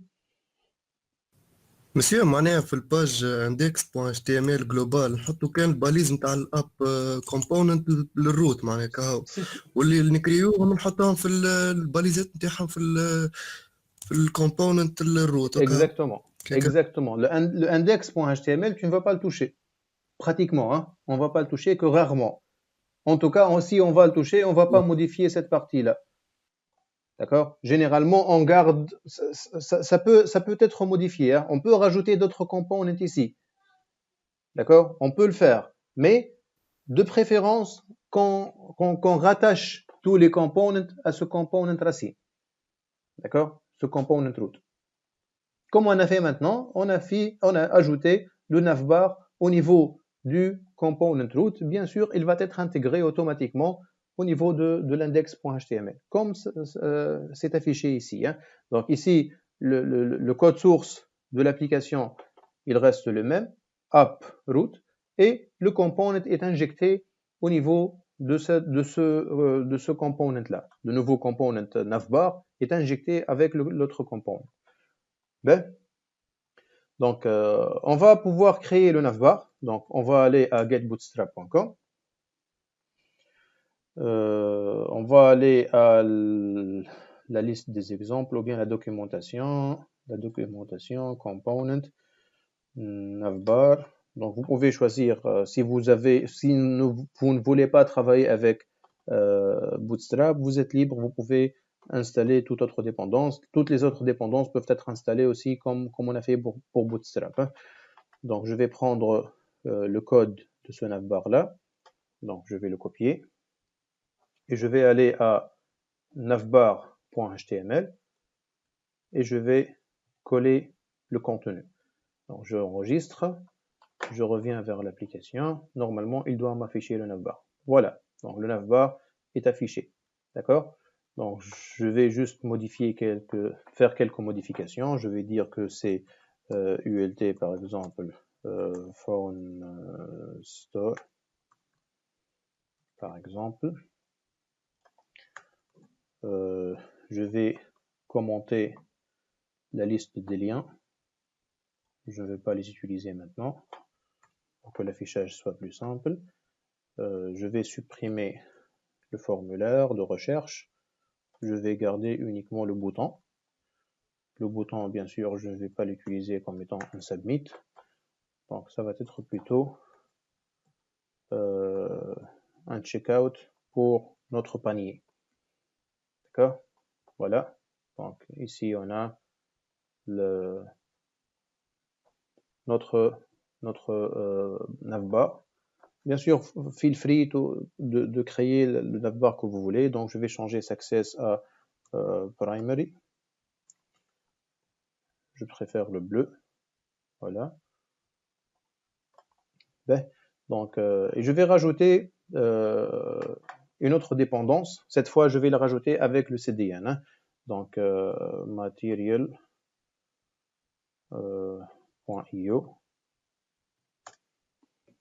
Donc, je vais utiliser Material Design de Google.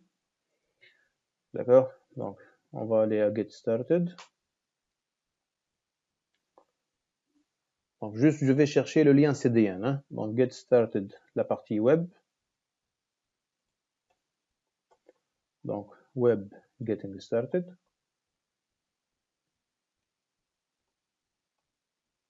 Je vais chercher juste donc, le lien de Material Icons. Donc, we also recommend using Material Icons from Google Fonts. Donc, je vais copier juste ce lien-là. Donc, je vais faire copy. Je vais aller sur le index.html et je vais rajouter ici. Hein. D'accord? Donc, comme ça, on va utiliser Material Icons de Google. Je vais revenir à Material Design. Donc, la partie Icons. Ça va m'offrir la liste des icônes. Donc, je vais chercher Shopping Cart. Voilà, donc Shopping Cart. Selected Icon. Donc, je vais copier ce code-là. Et je vais l'ajouter au niveau de mon navbar component.html. Juste à côté du checkout.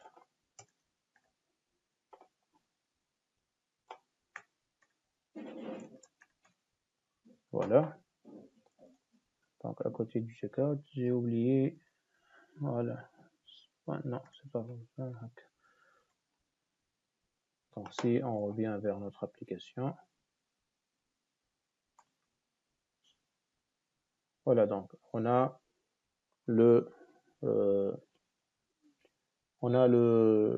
l'icône qui s'affiche avec le bouton. Hein.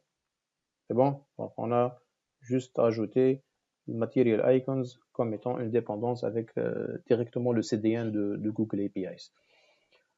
Voilà. Donc normalement on a vu la création du component.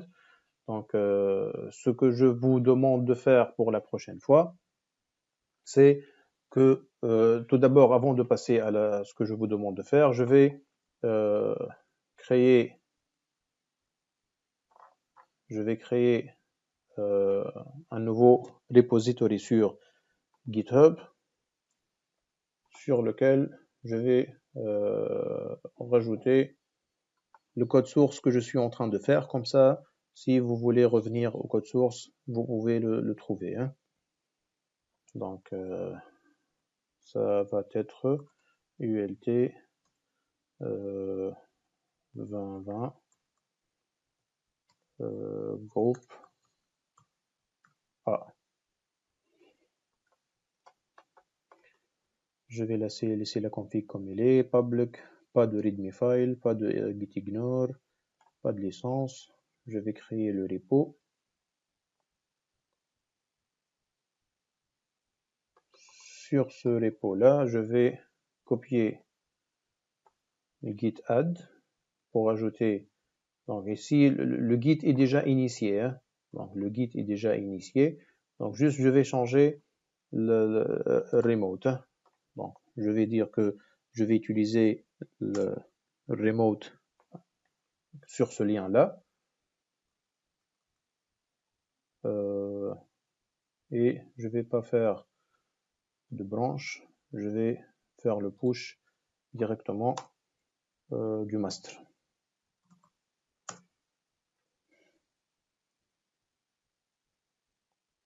Donc ici, qu'est-ce qu'il va faire? Il va ajouter les fichiers créés initialement. Hein. Donc le projet Angular, lorsqu'on l'a téléchargé au début, il contient déjà une configuration Git. D'accord? Et les fichiers sont déjà ajoutés. D'accord? Si on actualise par exemple ici, on va trouver notre code source. D'accord?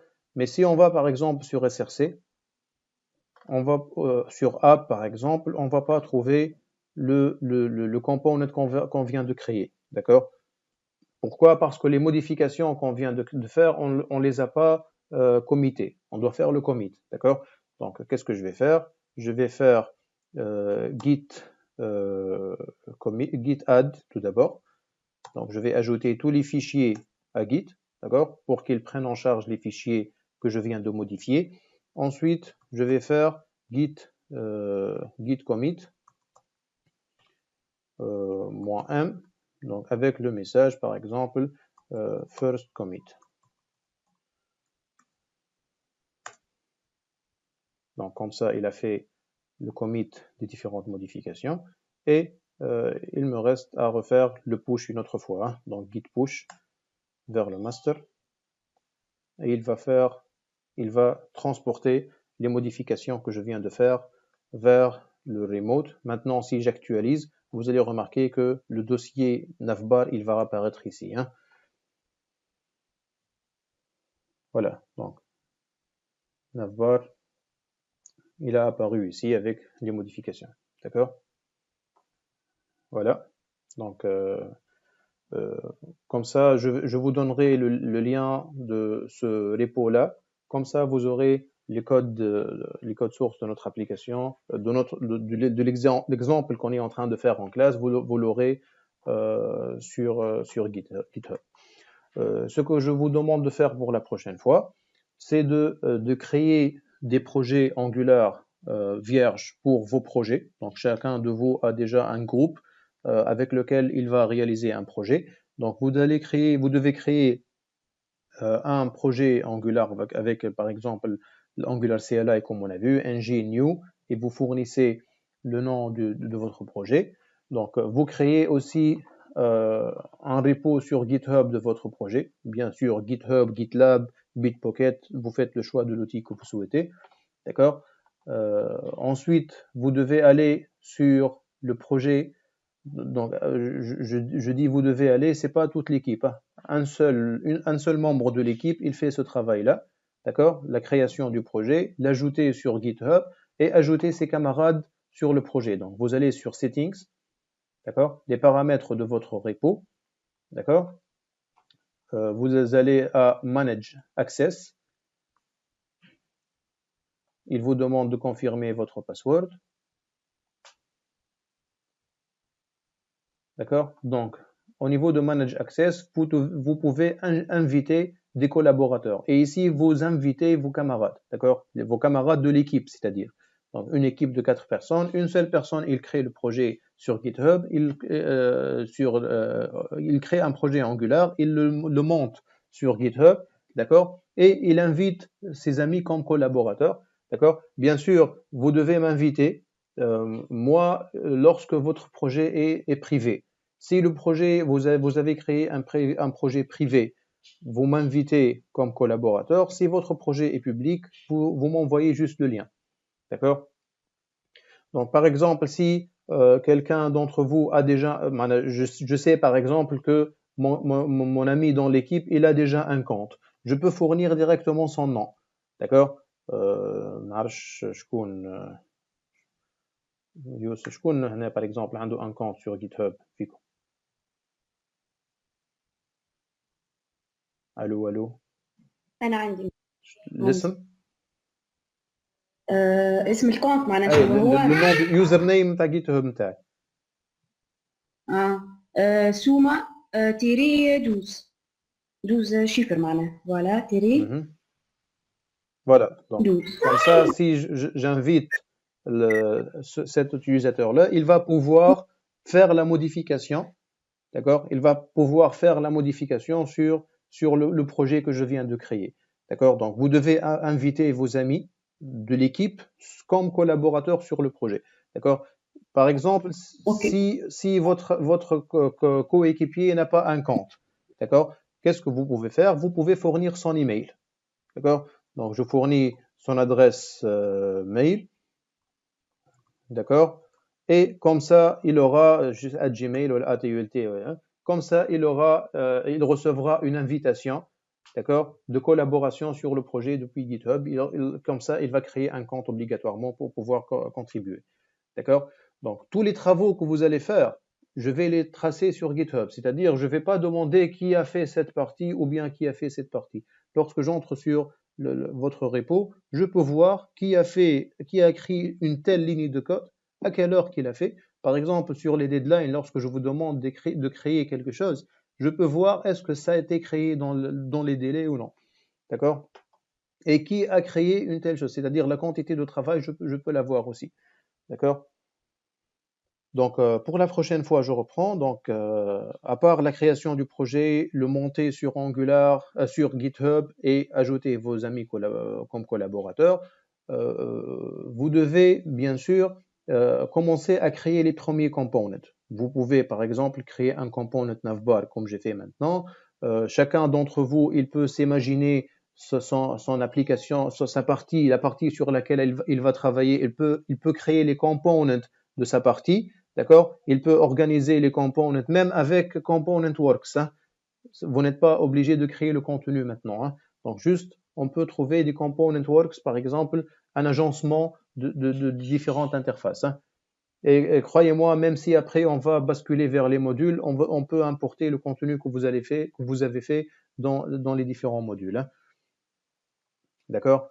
Donc, j'espère que c'est clair, ça va être pour la prochaine semaine. Hein. Donc, à partir de la semaine prochaine, Inch'Allah, on va pouvoir manipuler les components, on va pouvoir organiser les components dans des modules et j'espère bien arriver à faire le routing pour naviguer entre les components et les modules. D'accord? D'accord, monsieur. Oui. مسيو كي نولوا نعملوا في الانستالاسيون تاع البوتستراب وجوكويري وكل شيء نخلوا معناها لي فيرسيون تاع مثلا البوتستراب نخلوا هذيك الشوا جيست معناها سيلون الخدمه من بعد والا j'ai pas compris سامحني معناها باغ اكزومبل باش نعمل الانستالاسيون تاع البوتستراب نعمل معناها من الاول فيرسيون معينه والا جيست البوتستراب كما عملت انت نذكر شوي وكا من بعد في حاجه اخرى نعاود لا اذا كان انت si tu cibles une version bien précise يعني par exemple vous êtes encore en train de voir le partage hein? Ben, donc si vous allez sur Get Started avec Bootstrap vous avez ici normalement نلقاو npm وين هو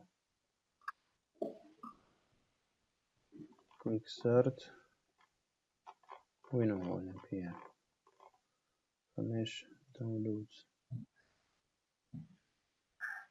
voilà donc dans downloads ici le package managers d'accord donc on peut télécharger les fichiers sources ou bien on peut utiliser les file managers. Donc parmi les file managers, il y a le npm.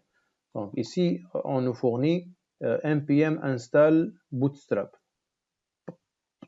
C'est la commande que je viens de lancer. En fait, c'est la commande de la dernière version. Si par exemple, je souhaite aller vers une version plus ancienne, par exemple, si je souhaite travailler par exemple avec la version 3.4, par exemple. D'accord? Donc, si on va sur la documentation de 3.4, dans la partie Downloads, il ne fournit pas... Ouais, voilà. Donc, installation with npm, il dit npm install at 3, شفتها? Voilà. Voilà. Donc, comme ça, on fournit le numéro de la version précise. D'accord? Si on laisse sans préciser de version, il va installer la dernière version. Donc, ça dépend de ton besoin. Si tu as des préférences pour travailler une version bien précise, tu précises la version. Donc, ici, dans la documentation, tu dois changer la page de documentation. Si tu n'as pas de préférence et tu es prête à utiliser la dernière version, tu laisses sans fournir la version. Voilà. Ouais. Merci, monsieur. De rien. جوست بربي شكون كان يتكلم سامحني خاطر ما نعقلش الواحد. سمية. سمية اللي قلت المشكله نتاع الكونت ولا مازال؟ اي سي بون. زدت نذكرني. سي بون سي. الحمد لله. Donc les autres, est-ce que tout va bien? C'est bon, vous n'avez pas de questions? C'est bon, monsieur. Parfait. Ça va, monsieur. C'est bon. Ok, parfait. Donc, je vous remercie pour votre patience et votre attentivité tout au long de la séance. Vous trouverez, Inch'Allah, comme d'habitude, les différentes ressources sur l'espace de cours Google Classroom. D'accord? Et aussi, vous aurez un devoir. D'accord? Donc, est-ce que ça s'appelle comme ça, un devoir ou non? Donc, juste 2 secondes. Donc, juste 2 secondes. Symphonie. Voilà, donc, travaux. Monsieur, نعم. ماذا على لي بروجي نتاعنا نبداو نخدموها على البروجي نتاعنا معناتها اللي عملناه اليوم. Hey, vous créez un projet, طلعوه على GitHub, vous ajoutez vos amis comme contributeurs, تبعثوا لي le lien de GitHub pour que je vérifie le travail que vous avez réalisé, et vous commencez à créer les premiers components. Par exemple, les components globaux de l'application, vous pouvez les créer maintenant. Par exemple, navbar عندك, ou bien footer, ou un component qui va être visible dans toute l'application. Vous pouvez commencer à les créer. Comme j'ai fait maintenant, j'ai créé un navbar. C'est tout simple. D'accord? Et je l'intègre dans mon application. D'accord? Donc, vous pouvez commencer à faire des exemples simples. Petit à petit, on va, si vous maîtrisez les concepts de base, les components, comment ça fonctionne, comment se fait l'échange entre les components, comment se fait l'échange de données à l'intérieur d'un component. Après, petit à petit, la difficulté, elle va augmenter. Hein. On est actuellement, aujourd'hui, c'est aujourd'hui uniquement qu'on a compris comment Angular fonctionne. D'accord? Je ne peux pas vous donner une charge très lourde, mais à partir de la prochaine fois, Inch'Allah, ça va changer. Hein. D'accord. D'accord? Donc, vous allez trouver toutes les ressources sur l'espace de cours sur Google Classroom. Et aussi, vous allez trouver un devoir qui vous précise le deadline avec les instructions claires. Qu'est-ce que vous êtes demandé de faire? Ce que je venais d'expliquer, c'est-à-dire le GitHub ou les components, ainsi de suite. D'accord? Si vous avez des questions pendant la semaine, n'hésitez pas à me contacter. D'accord? Vous avez mon adresse email. Sur ce, je vous souhaite un excellent week-end. D'accord? Et à la semaine prochaine, Inch'Allah.